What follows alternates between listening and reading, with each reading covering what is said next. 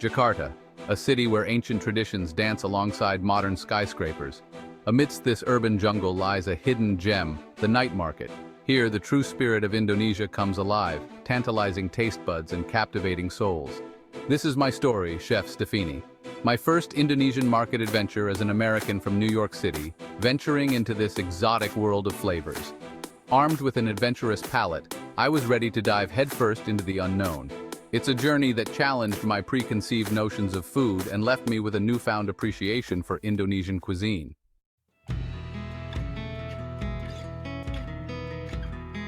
Chef Stefini, a true New Yorker, thrives on the fast-paced energy of the city that never sleeps. But even the most hardened city slicker needs a change of pace. So when the opportunity to visit Jakarta presented itself, I jumped at the chance. Stepping out of the airport and into the humid Jakarta night, I was greeted by a symphony of sounds. The air buzzed with the chatter of street vendors and the sizzle of satay grilling over charcoal. I was finally here, ready to embark on a culinary adventure unlike any other.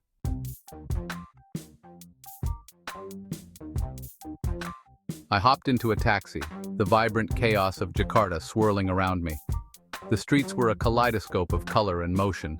As I delved deeper into the heart of Jakarta, the taxi slowed, entering a labyrinth of narrow streets illuminated by strings of twinkling lights. This was it, the night market. Stepping out of the taxi, I was enveloped by a wave of humanity.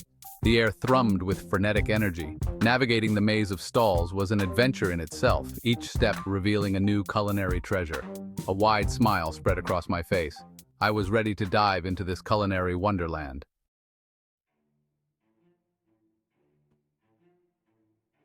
The night market was a feast for the eyes. Lanterns cast a warm glow over the scene. I found himself mesmerized by a woman skillfully crafting a martabak. The sounds of the night market were just as captivating. The air buzzed with the chatter of vendors and customers. But it was the smells that truly captivated my senses, the aroma of spices awakening my taste buds. I knew I was in for a culinary adventure unlike any other.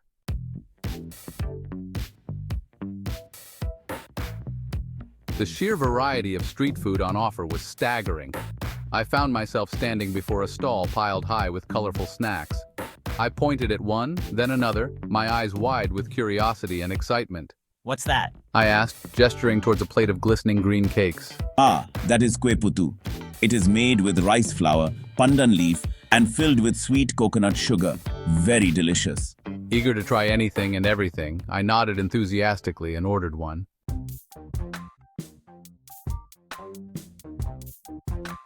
As I ventured deeper into the market's labyrinthine alleys, a friendly face emerged from the crowd. Hello, mister. Welcome to Indonesia. He exclaimed, extending a hand. My name is Reza. You look a little lost. Can I help you find something? I, initially taken aback by the unexpected greeting, found myself warming to Reza's infectious enthusiasm. Hi, Reza. I'm Chef Stefini. I'm just trying to sample as much delicious food as possible. Reza chuckled, his eyes twinkling.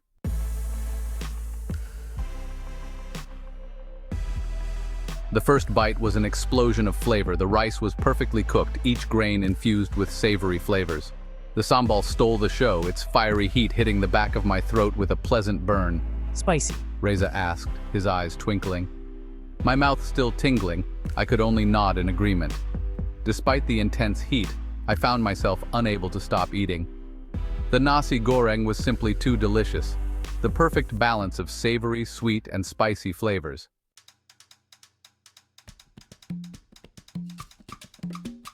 With the nasi goreng successfully conquered, Reza led me on a whirlwind tour of the night market's culinary delights. Each dish has its own story, Chef Stefini. Let me tell you about this one. Reza eagerly explained each dish, sharing anecdotes and cultural insights along the way. This is sate ayam, skewers of grilled chicken, marinated in a fragrant blend of turmeric, lemongrass, and coconut milk. We sampled satay ayam, the smoky aroma making my mouth water. Our food is all about balance, my friend. We use spices not just for heat, but to create layers of flavor. He pointed to a plate of rendang, a rich and flavorful beef stew slow-cooked in coconut milk and a symphony of spices.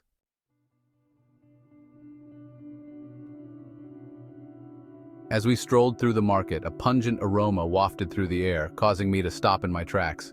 What is that smell? I looked around, my eyes searching for the source of the odor. Reza chuckled.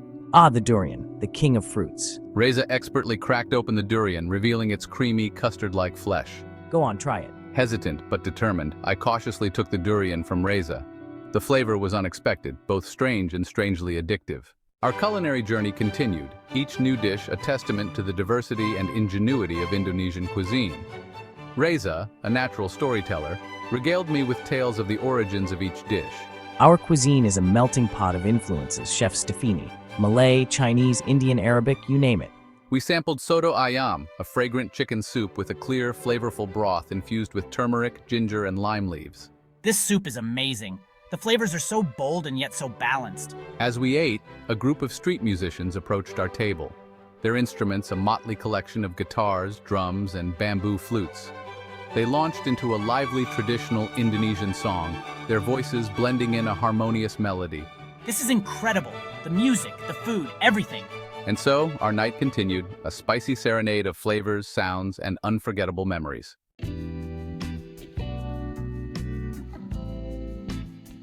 As the evening drew to a close, Reza led me towards a stall specializing in Indonesian desserts. The stall was a riot of color, piled high with an assortment of sweet treats.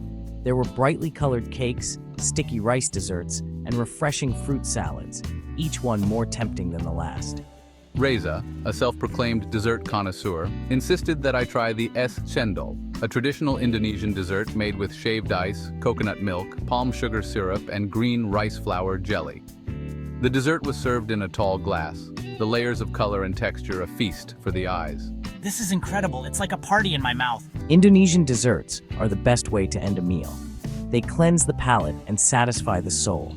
We sampled a few more desserts, each one as delicious as the last. There was martabak manis, a thick pancake filled with a sweet chocolate or peanut butter filling, and pisang ip, grilled banana drizzled with palm sugar syrup and a sprinkle of grated cheese. Each bite was a celebration of sweetness, a testament to the Indonesian love affair with sugar.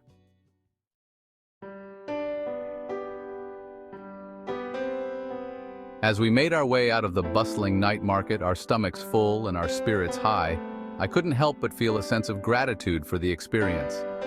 I had arrived in Jakarta with a sense of adventure, but also with a healthy dose of apprehension. The unfamiliar sights, sounds, and smells of the city had been both exhilarating and overwhelming. Reza, with his infectious enthusiasm and encyclopedic knowledge of Indonesian cuisine, had been the perfect guide, leading me on a culinary journey that had challenged my palate and expanded my horizons. He had introduced me to the heart and soul of Indonesian food, sharing not just the dishes themselves, but also the stories and traditions behind them. Thank you, Reza. This has been an incredible experience. I've never tasted food like this before.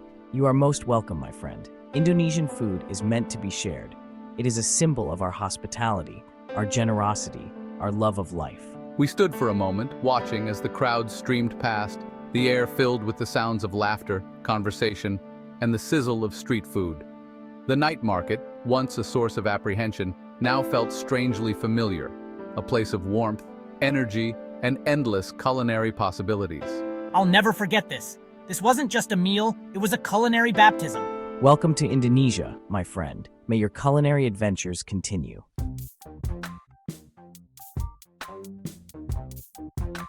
Ever the eager student, I nodded seriously. Reza, suppressing a grin, demonstrated, making a loud slurping sound that echoed through the marketplace. Determined to show my appreciation, I took a large spoonful of soup and slurped with all my might.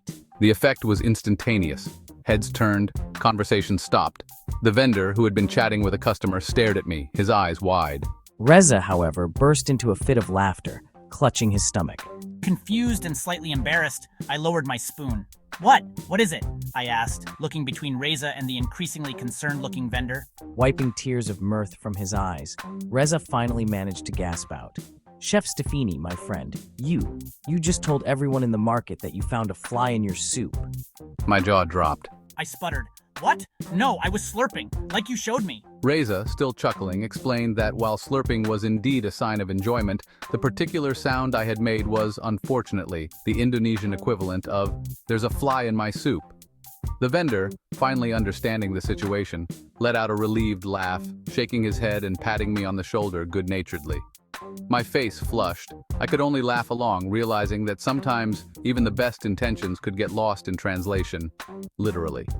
The incident, however, became a running joke between I and Reza, a reminder that cultural immersion often came with unexpected and hilarious consequences.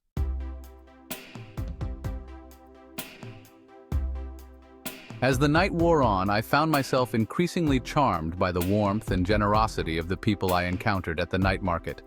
Despite the language barrier and the occasional cultural misunderstanding, people went out of their way to make me feel welcome, offering me smiles, friendly greetings, and even extra helpings of food. At one stall, while I was struggling to communicate my order for a plate of kerak telur, a traditional Betawi dish made with sticky rice, coconut milk, and spices cooked over charcoal, a woman standing nearby patiently translated for me. She then insisted on paying for my meal, refusing any attempt by me to reimburse her. "It is my pleasure," she said with a warm smile.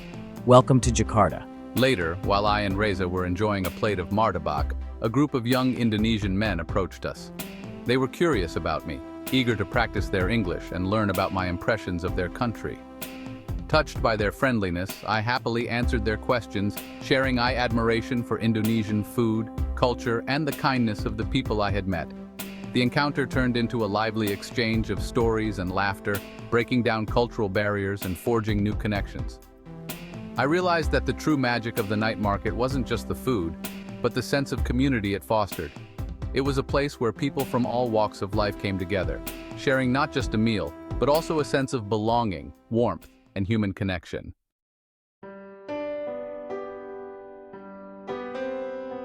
As I hailed a taxi, the sights and sounds of the night market fading into the distance, I couldn't help but reflect on the whirlwind of experiences I have just had. Just a few hours ago, I had been a stranger in a strange land, overwhelmed by the sensory overload of Jakarta. Now, I felt a strange sense of connection, a warmth spreading through me that had nothing to do with the spicy sambal I'd consumed. The night market, I realized, was a microcosm of Indonesia itself. A vibrant tapestry of cultures, flavors, and traditions, all woven together with a healthy dose of chaos and a generous helping of warmth. I had come seeking adventure for my palate, but I had found something far more profound, a taste of humanity that transcended language, culture, and even the occasional miscommunication about flies and soup. I thought back to Reza's words, about Indonesian food being meant to be shared, a symbol of hospitality and generosity. Those words rang true, not just in the food itself, but in the interactions I had witnessed and been a part of. The woman who insisted on paying for my kerak telur, the vendor who laughed off the fly incident, the young men eager to share their culture and practice their English. They had all, in their own way, opened their hearts and homes to me. I had come to Jakarta expecting exoticism, but I found something far more universal, the simple human desire for connection, for laughter, for shared experiences. The night market, I realized, wasn't just a place to eat, it was a place to connect, to learn, to grow. I had traveled thousands of miles, crossed continents and cultures, but the most important journey was beyond my comfort zone, into the heart of a community that embraced me with open arms and a symphony of flavors. The taste of Ibu Ani's fiery nasi goreng, the laughter shared with Reza, the unexpected kindness of strangers. I realized the taste of Indonesia wasn't just with your tongue, but with your heart. And it was a taste I knew I would carry with me always. For more amazing food and drinks tips and recipes, subscribe to our channel and click the bell icon so you never miss an update from us. Tell us about your thoughts in the comment section. Check out our other videos for more culinary inspiration. We love you. Until next time, keep cooking, stay adventurous.